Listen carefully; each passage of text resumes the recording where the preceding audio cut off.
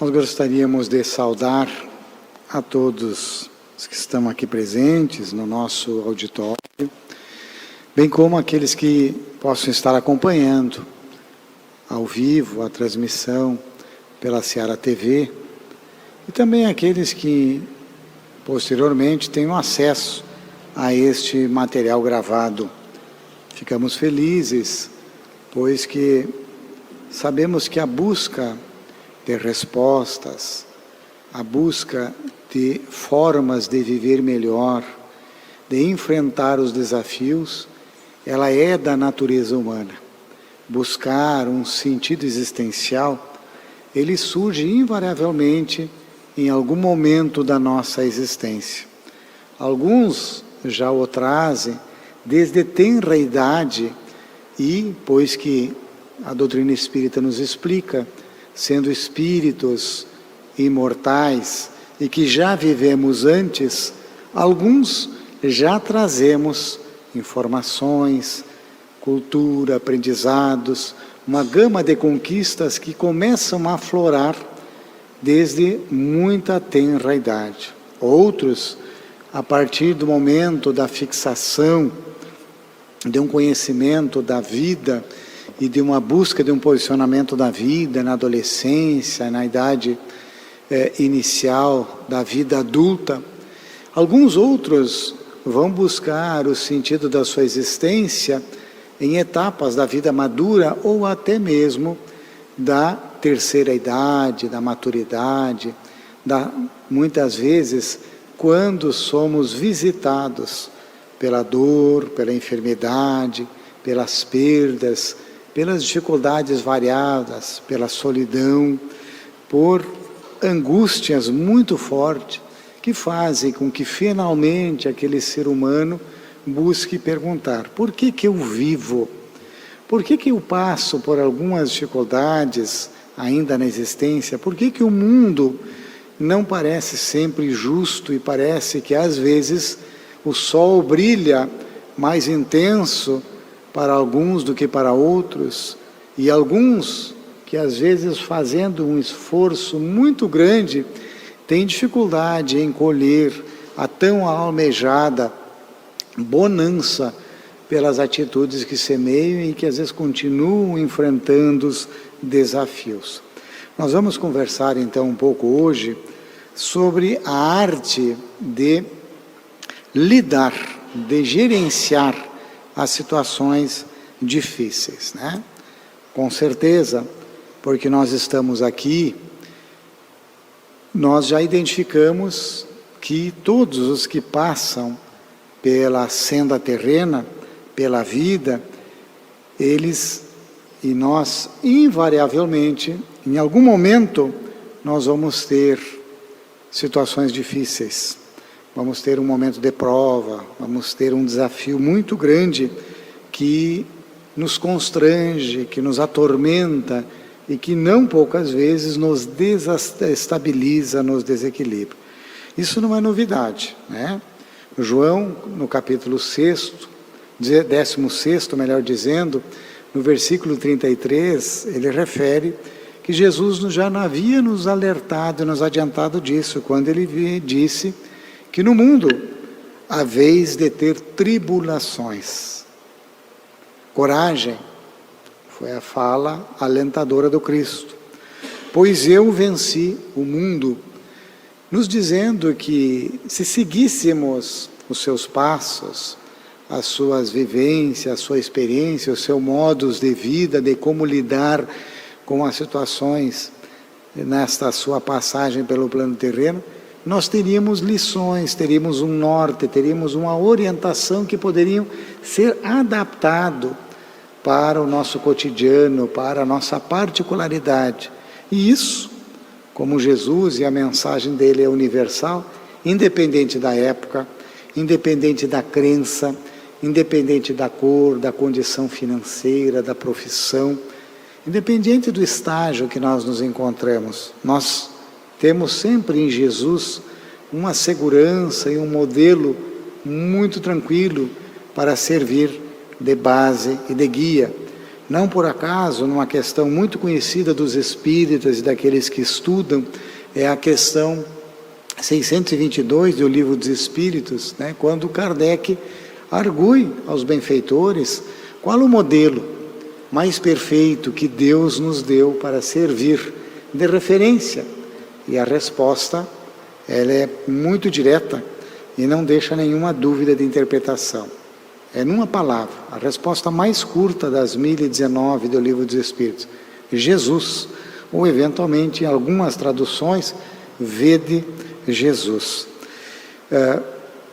Então, em função da nossa evolução espiritual, do nosso planeta e da gama, da média dos espíritos que encarnam aqui, que ainda vivenciam, nós sabemos que somos ainda um planeta de expiações e provas, que estamos num processo acelerado e intenso de transição para um mundo regenerador, que tem se acentuado e que já começa, no momento que se faz essa transição, já nos convidar a reforçar as bases para mirarmos um outro estágio que é de mundos felizes. Mas, nessa situação ainda em que vivenciamos, nós estamos então enfrentando as provas, as expiações, e que ainda surgem porque é uma necessidade nossa. Joana de Ângeles, um espírito mentor do Divaldo, com muita sabedoria, teve a oportunidade de nos esclarecer com uma didática muito clara. Não nos acontece nada, mas nada mesmo, porque Deus é justo, é bom e é misericordioso. Então não nos acontece nada que não esteja na lista, no rol das nossas necessidades. A situação que acontece é que as experiências que nos abatem, que nos são trazidas à vida, são vivenciadas diferentemente por cada criatura. Cada um tem uma forma de enfrentar, de vivenciar essas situações. Então, e a forma que vai fazer com que a gente vivencie essas situações de uma forma mais tranquila, mais equilibrada, ou que não tenhamos a estrutura emocional, ela está situada exatamente nas nossas crenças e nos nossos valores, nos alicerces que nos sustentam para que a gente tome as decisões no dia a dia. Cada vez que eu faço uma escolha, eu não escolho simplesmente porque é bonito, porque a cor me agrada, mas essa decisão interna, ela tem raízes muito profundas. E em especial nas escolhas que têm e trazem no cerne uma questão moral, que trazem uma consequência nas interdependências das relações dos seres humanos, mais ainda. Se eu já estou mais amadurecido e penso, analiso, se eu uso uma sabedoria popular de algumas decisões mais graves, de resolver algumas questões mais desafiadoras, que eu jamais tome uma decisão sem escutar o travesseiro, sem com que eu tenha um tempo para meditar, para acalmar, para às vezes passar aquela energia de reação, em que muitas vezes faz com que eu me defenda, ou até por um medo eu ataque ao outro. Então, quando eu consigo ponderar e avaliar melhor de por que eu estou passando por aquela circunstância, a situação fica melhor. Então, a vivência e o enfrentamento para que eu possa lidar bem com as situações difíceis é a forma de estratégia que nós vamos utilizar, tá? A forma de estratégia que nós vamos utilizar. E cada pessoa tem uma forma de fazê-lo, tá? Alguns estamos sempre nos preparando para enfrentamento desafiador que vai surgir pela frente. Alguns, dentro de uma visão popular, quando estão passando por um momento favorável na vida, dizem assim, olha, até nem é bom falar, porque a fase está muito boa, porque daqui um pouco pode ou vai acontecer alguma desafiadora.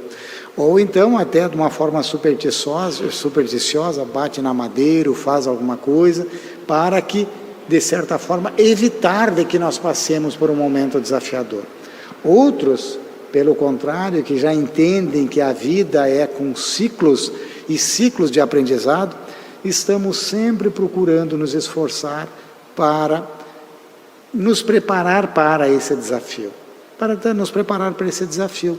Então somos aqueles que estamos integrados num grupo de estudos da doutrina espírita, que procuramos separar 15 minutos pelo menos ao dia para uma leitura adequada, edificante, que estamos frequentando a religião da nossa simpatia, no nosso caso, regularmente as sessões públicas de exposição de evangelho doutrinária na casa espírita, estamos filtrando os conteúdos que nós acessamos e o tempo que a eles nós dedicamos, até em momentos de lazer, porque a gente pode fazer o lazer inclusive com ocupações úteis, buscando aquilo que fortalece, aquilo que alimenta, aquilo que prepara. Eu deixo de fazer uma atividade física, vou assistir um vídeo no YouTube, seleciono, eu vou assistir um programa, eu vou fazer uma leitura, eu vou ter uma conversação com alguém, e eu posso selecionar o padrão, eu posso direcionar aquilo para que ele possa, quem sabe, já estar me preparando para a existência.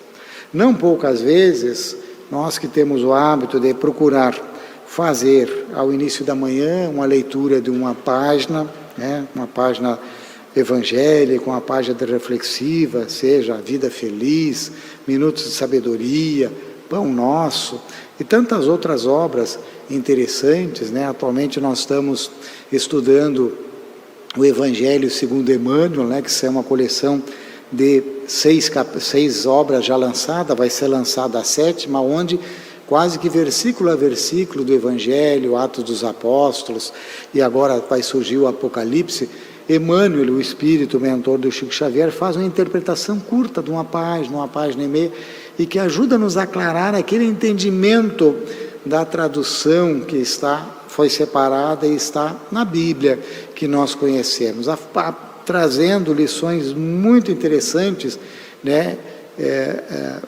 e visões daquela fala de Jesus, contextualizando ela e trazendo uma aplicabilidade, inclusive agora para a nossa vida contemporânea. A própria leitura do Evangelho segundo o Espiritismo, aquela leitura que tu faz rápida, alguma outra obra, ela nos ajuda. E como nós falávamos, não poucas vezes, em que a gente leu, gravou aquela mensagem, e ao longo do dia, você enfrenta uma situação e você diz, poxa, ainda bem que eu li aquilo, porque eu já estou preparado, eu já sei o caminho a seguir. Eu, de certa forma, às vezes até fui alertado que eu iria passar por essa situação. E se eu não tivesse pensado, e principalmente com a ajuda de um benfeitor amigo, que tem um alcance maior, talvez eu me perdesse nas minhas próprias limitações, e ainda o meu egoísmo, o meu orgulho, a minha invigilância, fizesse com que eu tomasse atitudes inadequadas, que eu não escutasse, que eu não soubesse silenciar naquela hora, que eu não soubesse redirecionar aquela conversa, em vez de falar das mazelas de um terceiro, que não é apenas para aprendizado, mas que realmente é para desconstruir, às vezes para uma maledicência, eu não entrar e lembrar lá da fala do Cristo, quando os apóstolos, na beira do caminho, encontraram a carcaça de um cão que estava em decomposição, e os apóstolos viraram o rosto, cobriram os narizes para sair logo daquele ambiente que estava empestado do cheiro da carne em decomposição, e Jesus parou por um instante, olhou para o cão e mostrou um exemplo muito rico, que mesmo naquela situação que era detestável, Jesus identificou que o cão tinha belos dentes.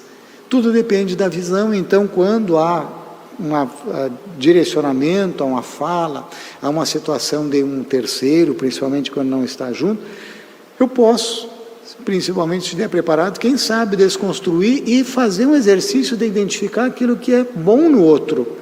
Porque a bondade, a indulgência, ela aproxima, ela vitaliza, ela rompe, inclusive, liames que muitas vezes, sem com que a gente se aperceba, são como que sugestões mentais para criar uma espécie de tensão emocional, para que haja, então, um atrito, para que haja uma uma dificuldade de relacionamento, uma discussão, uma briga, né? E a gente identifica isso com muita facilidade.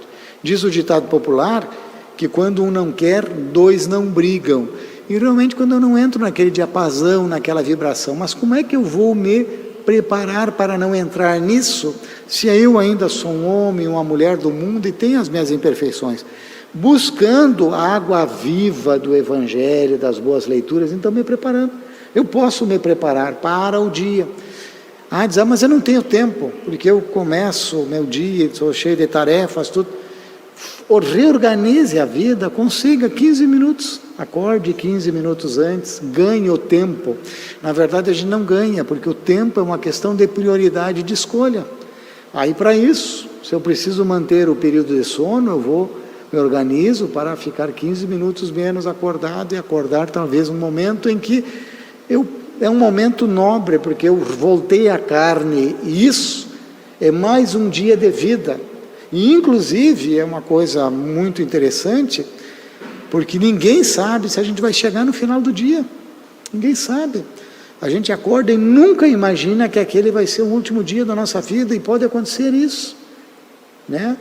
Pode acontecer. Não que seja uma situação de desespero, de ameaça, de que eu fique meio amedrontado. Não, eu vou viver tranquilamente, mas com essa noção de que nós somos frágeis fisicamente, somos morríveis, a alma é imortal, vai persistir e eu vou partir na condição que eu estiver, emocionalmente, inclusive naquele momento. Então, se eu me preparo bem para o dia, eu tenho condições melhores de viver. Dessa forma, o homem, então, ele pode suavizar os desafios que vai enfrentar, as situações difíceis, ou então até aumentar, porque se ele não se prepara, o mundo, ele tem uma logística muito intensa, muitas solicitações.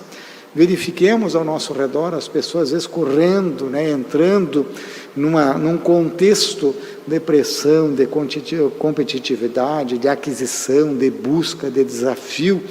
E se eu não consigo me situar com isso, eu me contamino e dali um pouco eu perco até a minha individualidade, que é o que acontece, né? O que acontece, por exemplo, nas redes sociais, né? Que as pessoas perdem individualidade e às vezes acabam jogando as suas sombras, né, as suas mazelas íntimas, que talvez estivesse face a face não faria isso, e não faria. Esses dias eu assisti um documentário em que os cientistas preocupados por essa agressividade nas redes, pelo índice de depressão, né, de mal-estar e de enfermidade que as redes sociais têm causado nos seres humanos, eles fizeram uma pesquisa muito interessante, muito simples. Eles pegaram estudantes universitários e convidaram eles para fazer uma avaliação de uma menina que queria se apresentar, ela queria ser cantora, tocar e cantar. E pediram para eles, então, que dessem uma nota, porque conforme de 1 a 10, que essa nota iria ajudar a avaliar, estruturar para o investimento na carreira da menina. Só que para um grupo, né, para o primeiro grupo, eles disseram assim, vocês podem sejam bem justos, né, bem realistas na avaliação de vocês, e vocês fiquem tranquilos que ela não vai ficar sabendo dessa avaliação de vocês, tá? Fiquem tranquilos. Aí, como as pessoas achavam que ela não iria ficar sabendo, eles não iam ter que falar e apresentar para ela, a média das avaliações de 1 a 10 era 2, tá? Teve gente que deu 1, 2, e conseguiram chegar num contexto. E as palavras assim foram muito duras, assim quase que em crítica de deboche. E a menina cantou meio desafinado, tudo, realmente, né? Mas era um teste. E para o outro grupo disseram, elas vão fazer, vocês vão dar a nota, depois vocês vão apresentar para elas. E ela fez a mesma performance, só que a nota subiu para 5. E as falas foram mais no sentido de estímulo, de construção, não de deboche, de desconstrução, assim. Aí o que aconteceu? Depois, tá? Aí realmente trouxeram a menina tocava muito bem, ela realmente tinha um talento, daí se apresentou para eles e apresentaram a situação e analisaram aquela situação e viram então que quando você não está de frente a frente, você está escondido, você é muito mais mordaz, você é muito menos indulgente com o outro. Quando eu estou em contato é mais fácil. Então, por isso, sempre que eu tiver também uma situação difícil para resolver, se eu puder tomar um café com o outro, se eu puder sentar e conversar e dialogar, se eu puder olhar olho no olho, eu humanizo. Vocês verificam que é muito fácil eu mandar uma mensagem de WhatsApp, e às vezes até falada, né, ou gritada, e jogar e pronto, porque eu não estou entregando diretamente para a pessoa. Né? Tem até aquele mecanismo de apagar, né, porque muita gente fazia e se arrependia, né? Então, acho que até tem uma campanha para aumentar o período para pagar, né? Só que se o outro já viu, e às vezes do jeito que as pessoas estão ligadas ali, tu, né, manda 10 segundos depois, já dá a pessoa já visualizou, e aí o estrago está feito, tá? Nesse sentido também, para que o ser humano consiga vivenciar melhor nesse mundo desafiador, né, ele precisa ter certeza de que qualquer perda que ele possa ter hoje, ela é temporária, né? Eu preciso ter fé no futuro. Inclusive é uma questão muito interessante que os Espíritos nos falaram lá na questão 922 do Livro dos Espíritos, quando Kardec perguntou se haveria uma média de felicidade que o ser humano poderia ter. E a resposta é muito interessante também, conhecida de grande parte dos aqui presentes, eu sei. Eles responderam que do ponto de vista material, a posse do necessário. Vejam só. Eu não preciso ganhar uma mega-sena para ser feliz. E, inclusive, os estudos dizem que essa grande fortuna ela não é significativa no sentido de aumentar a felicidade. Faz com que eu possa comprar um carro, um apartamento, viajar, mas isso não necessariamente se traduz em felicidade. Ele só faz diferença para aquela pessoa que vive abaixo da nível da pobreza, quer dizer, que não tem a posse necessário. Para essa, ela tem uma cama, tem uma casa que ela não tem, que está na rua, ou está vivendo de favor, ou que está para ser despejada, que não tem alimento, não tem garantia de alimento. Essa segurança é um estado de felicidade, porque é uma necessidade primária do ser humano. Então, para esse, realmente aumenta a felicidade. Para os outros, é ilusão. E muitos acabam tendo dificuldade e problema, né? Às vezes o valor, se ele não for bem utilizado, ele é um desafio. Os Espíritos nos alertam isso, né? Que às vezes o recurso, a prova da riqueza, da posse, ela é muito mais desafiadora do que a prova da pobreza, né? Porque ela te confere mais possibilidade, da outra já te constrange, te limita, tu não tem muita oportunidade de escolha. Agora, quando eu posso escolher, eu abrir mão, eu renunciar, ou eu fazer escolhas éticas, morais, não é muito fácil. Haja vista o que a gente vê com pessoas poderosas, tudo, que tem recursos e tal, e que se comprometem, né? Às vezes por não muito além do que necessitariam e que poderiam conquistar com um trabalho digno, honesto, correto, e que poderiam realmente assim estarem felizes e em paz com a sua consciência, sem a responsabilidade, né? Principalmente a responsabilidade espiritual que cada pessoa que comete um equívoco, um erro que contraria a lei, ele vai ter que responder, independente das questões de justiça, de legislação humana, né, que nem vamos abordar. Mas, na segunda parte dessa pergunta, os Espíritos dizem que, do ponto de vista moral, é exatamente a consciência tranquila. Eu poder deitar no travesseiro e saber que eu estou tranquilo, que eu fiz o meu melhor. Que se eu cometi um equívoco, que é natural, eu ainda tenho como corrigir, eu vou buscar forças, eu vou dar um jeito de reparar. Né? Lembrando que João, né, e Jesus, a essa questão de João, também diz que o amor cobre uma multidão de pecados, o amor em ação, o trabalho. Então, alguém que se sinta devedor, que sabe que já errou, não se martirize, né? Se arrependa, o arrependimento é importante, mas não fique com uma situação de autocomiseração, de autopunição, que não resolve nada, tá? Não resolve nada. Aquele flagício da Idade Média, né, de se chicotear o corpo, não resolve nada, é só uma dor física que não resolve, não soluciona uma questão moral, tá? Pelo contrário, eu tenho que fazer ações que demonstrem a minha mudança de comportamento, o meu aprendizado, inclusive com o erro, com a dor do erro, que ainda, infelizmente, é a forma mais fácil de nós evoluirmos, né? Porque a gente é constrangido daí, a dor nos desperta e nos leva para um determinado caminho. Às vezes a gente tem a oportunidade de escolher bem e não o faz, perde o tempo, então vem a consequência dolorosa. É a figueira seca que tem que ser cortada e jogada na fogueira. E a fogueira é esses desafios, essas situações difíceis que a gente está vivenciando, porque a gente não soube, né, aurir a seiva pura do Evangelho, da amorosidade, para colocar isso em prática, usando os nossos talentos que nós temos.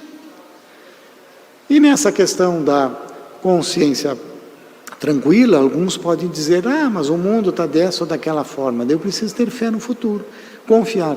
E se nós olharmos a história da humanidade, tem estudos sobre isso, nós estamos gradativamente melhorando. A melhora é pequena, mas ela tem acontecido em todos os aspectos, inclusive morais, sociais. Eles têm havido uma mudança significativa nesse sentido, tá?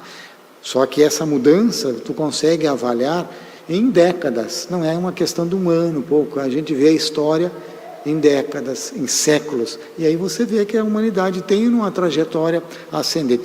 Há muito que se fazer, sem sombra de dúvida, estamos lá no segundo degrau, provas e expiações, mundo regenerador, mundos felizes e mundos divinos, que são a classificação que Jesus e os benfeitores amigos nos deram e que a gente consegue entender até agora. Nesse sentido também, a gente precisa, para se fixar nesta caminhada, encontrar um sentido existencial. E quem estudou isso de uma forma muito intensa, né, foi um psiquiatra austríaco, né, um médico psiquiatra austríaco, que esteve em campos de concentração, que foi o Viktor Frankl, né, o criador da logoterapia, tá? E quando ele chegou lá, que eram as circunstâncias as piores possíveis, né, a gente sabe pelos relatos, pelos documentários, que o ser humano podia ter passado, né, privando de tudo, né? A única liberdade que ele tinha era a liberdade da alma, de pensamento, né? Então, para que ele pudesse sobreviver, alguns desistiam realmente de viver, ele traçou 3 diretrizes básicas, né? Primeiro, sobreviver, fazer tudo possível para sobreviver, porque não adiantava ele morrer no campo de concentração. E enquanto ele estava lá, ele não sabia o tempo, ele procurou assim, eu tenho que aprender coisas úteis, tá? Eu tenho que aprender alguma coisa, né? Usar outros recursos, outras habilidades, usar as minhas condições cognitivas, físicas que eu puder, eu vou tentar continuar aprendendo. E também utilizar as suas habilidades que ele já tinha, as que estava aprendendo, para ajudar alguém. E essa sobrevivência tinha o objetivo também de levar esta ajuda para a continuidade da vida que ele almejava e que ele desejava. Então, a gente querer viver e viver em dias melhores, sobreviver os dias de hoje, aprender com aquela situação difícil que eu estou vivenciando, não desejar o mal do outro, porque ele também pode estar mais equivocado que eu naquele momento, mas também um espírito que está num processo de evolução e com as consequências dos seus atos, ou com a dor que está, se não sofrendo, vai sofrer pelas escolhas, não como uma vingança, mas como a justiça divina que por misericórdia nos desperta, ele também vai caminhar e trilhar para Deus. Então não preciso me preocupar com isso, tá? Então, antes de qualquer queixa de vitimização que eu possa ter, é importante nós nos perguntar, diante de qualquer situação difícil que nós estejamos vivendo, que lição a vida está querendo me passar através deste evento, desta situação difícil, né? Quando nós nos responsabilizamos por um processo de transformação, de agir para mudar, para tornar mais suportável, ou para resolver no que nos compete aquela situação, saindo melhor dela, não só nós, mas também pensando nas consequências para os outros, isso que é o que nos compete, vai fazer com que naturalmente a gente evolua. E muitas vezes a gente não sabe como agir, muitas vezes a gente não encontra resposta direta no livro, e esse é um momento de fé, é um momento de oração em que eu posso pedir, né, coragem, resignação, que eu possa pedir fé para que eu entenda de que há um propósito e eu não me sinta abandonado por Deus, que eu não me sinta injustiçado, que é muito comum, tá? Então, sempre que advir algum tipo de dificuldade, vamos buscar aquela recomendação de Jesus, né, que Mateus, no capítulo 11, no versículo 28, nos apresenta. Vinde a mim, todos vós que estáis cansados e sobrecarregados, que eu vos aliviarei. Jesus promete nos dar uma ajuda. Ele não promete tirar o fardo das nossas costas, mas Ele nos promete dar forças, alívio para tanto. Então, ir ao encontro do Mestre significa nós vivermos os seus ensinamentos em todas as circunstâncias, por mais difíceis que elas se apresentem, né? Com mais pesadas e inadequadas que a gente possa estar achando. Lembrando-nos sempre que com Jesus na nossa mente, nos apoiando e nós nos apoiando nele, o fardo é mais leve, pois que o jugo do Cristo, ele é na medida certa da necessidade do nosso despertar e da nossa melhoria. Isso não significa a presença na casa espírita, no estudo, como falamos, a ausência de alguma luta ou que elimine os desafios da nossa existência. Mas com certeza essa vinculação à espiritualidade, busca de um propósito existencial, vai nos fortalecer a fé, vai fazer com que nós tenhamos resignação e coragem, e vai fazer com que nós nos sintamos mais fortes diante de qualquer tribulação. Então confiemos no Cristo, saibamos que o que quer que estejamos passando não é injustiça, é uma necessidade, é uma oportunidade, quer seja para resgate de equívocos de um passado que talvez até por misericórdia não nos lembremos, ou então é um momento de provação para que eu mude de patamar no conceito de sentido existencial, porque a vida está passando, a cada dia é um dia a mais na nossa bagagem que temos que preparar o dia de amanhã, nesta ou nas outras vidas, pois que a vida prossegue sempre. Fiquemos em paz. Que Jesus nos ampare a todos.